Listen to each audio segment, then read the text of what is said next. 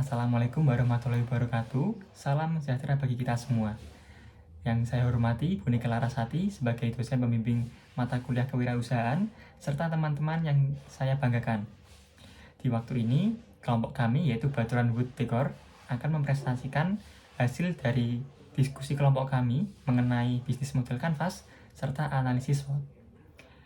Sebelumnya, kelompok kami terdiri dari saya sendiri, Michael Victor Palamibowo, Michelle Victoria Wibowo, serta Christophorus Rizaldi Widyatama.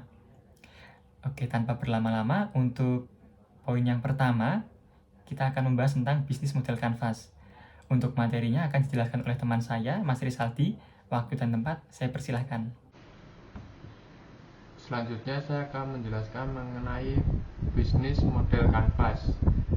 Nah, untuk customer segment, yang pertama pelari yang hobi mengoleksi medali. Yang kedua, pencinta produk kayu. Yang ketiga, pecinta tanaman untuk dekorasi dalam rumah. Lalu yang kedua selanjutnya, value propositions. Yang pertama, harga terjangkau. Yang kedua, bisa custom produk. Lalu yang ketiga itu adalah channels. Nah, untuk channels di bisnis kami ini menggunakan online marketplace Facebook. Lalu yang keempat, customer relationship.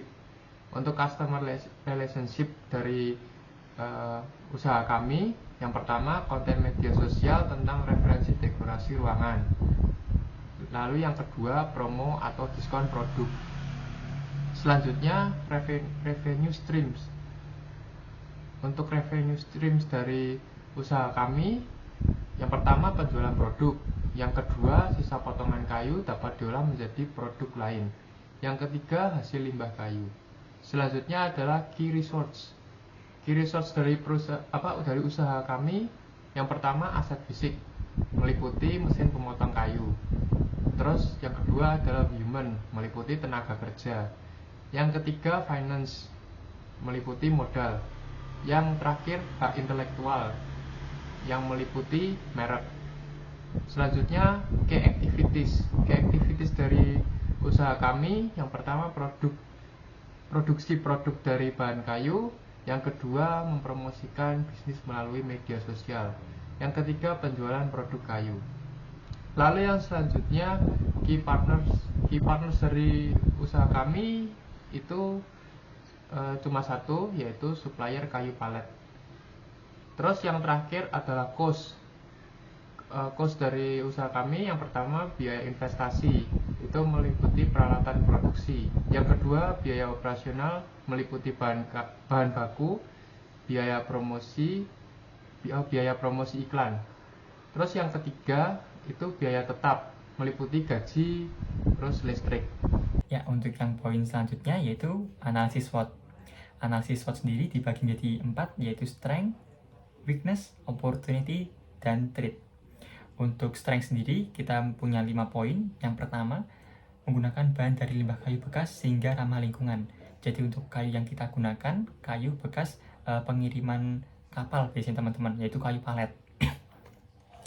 Untuk yang poin kedua, memaksimalkan limbah kayu untuk dijual. Jadi limbah kayu palet tersebut kita beli, kita akan olah menjadi produk yang memiliki nilai jual tinggi. Nomor 3, kemampuan menghasilkan produk yang unik dan berbeda dari produk yang lain. Poin 4, kemampuan untuk menyesuaikan produk dengan permintaan pasar. Serta poin 5, keunggulan dalam desain produk dan inovasi. Jadi untuk keunggulan kita bisa request custom design teman-teman. Jadi kalau semisal ada requestan bentuk atau requestan warna, kita bisa untuk membuatkan seperti itu. Untuk bagian weakness kita memiliki 3 poin. Yang pertama, desain produk masih monoton. Yang kita maksud monoton di sini, produk yang kita buat masih polos kayunya. Jadi kalau semisal ada request dari customer seperti ukir-ukiran, itu kita belum bisa untuk buatkan. Untuk poin yang kedua, lokasi produksi masih seadanya, sehingga kesulitan dalam produksi skala besar. Karena kita memanfaatkan tempat yang udah ada, tempatnya Mas Christophorus Rizaldi. Sebelumnya dia udah buka usaha untuk furniture di rumah. Nah, kita memanfaatkan tempat di tempat Mas Rizaldi tersebut. Jadi memang keterbatasan dana untuk mungkin sewa tempat atau sewa gudang teman-teman, seperti itu.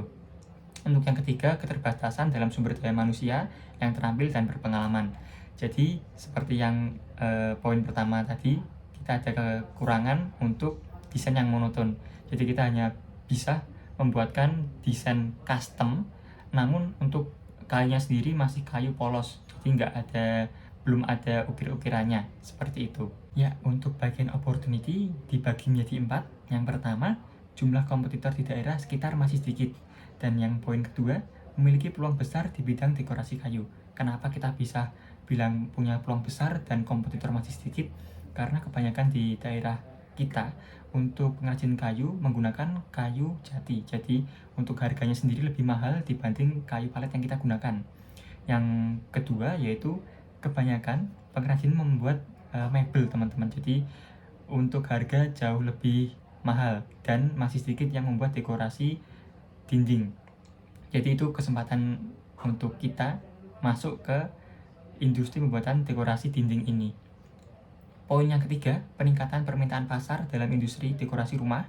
Serta yang keempat, peningkatan kesadaran masyarakat mengenai pentingnya pelestarian lingkungan dan penggunaan produk ramah lingkungan. Jadi karena makin sadarnya masyarakat untuk menggunakan produk yang ramah lingkungan, itu membuat permintaan pasar semakin meningkat. Oke, untuk trik sendiri kita ada 3 poin. Yang pertama, harga kayu palet yang cenderung tidak stabil. Jadi harganya sangat dipengaruhi oleh ketersediaan bahan baku kayu palet itu sendiri teman-teman. Yang kedua, perkembangan teknologi baru yang dapat menggantikan produk limbah kayu dengan alternatif yang lebih murah. Biasanya untuk produk pesaing itu dari bahan plastik, jadi harganya bisa lebih murah dibanding produk dari bahan kayu. Untuk poin yang ketiga, perubahan tren dan selera konsumen yang dapat mempengaruhi permintaan produk. Untuk yang selanjutnya kita akan membahas tentang strategi SO. Untuk strategi SO sendiri ada 3 poin. Yang pertama, meminimalisir limbah sisa produksi karena dapat menjual limbah potongan kayu. Yang kita maksud potongan kayu itu potongan kecil-kecil yang nggak kepake, nggak dipakai untuk membuat produk, itu kita dapat jual biasanya untuk dijadikan arang. Yang nomor 2, menggunakan bahan kayu palet bekas yang ramah lingkungan. Dan yang ketiga, memproduksi produk namun juga mempertimbangkan lingkungan. Untuk yang selanjutnya, strategi WO ada 2 poin. Yang pertama, seiring berjalannya waktu, bekerja sama dengan tenaga yang lebih ahli. Dan yang kedua, memperbanyak referensi desain. Jadi biar desainnya nggak monoton.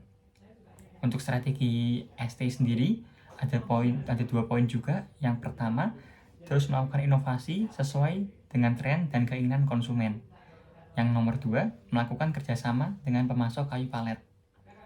Untuk strategi yang terakhir yaitu strategi WT, ada 2 poin juga. Yang pertama, melakukan inovasi dengan tren yang disukai pelanggan. Dan poin kedua, mengikuti pelatihan untuk menambah pengetahuan sumber daya manusia agar lebih terampil. Oke, jadi itu untuk materi yang dapat kelompok kami sampaikan. Untuk kurang dan lebihnya kami minta maaf. Untuk mengakhiri, wassalamualaikum warahmatullahi wabarakatuh.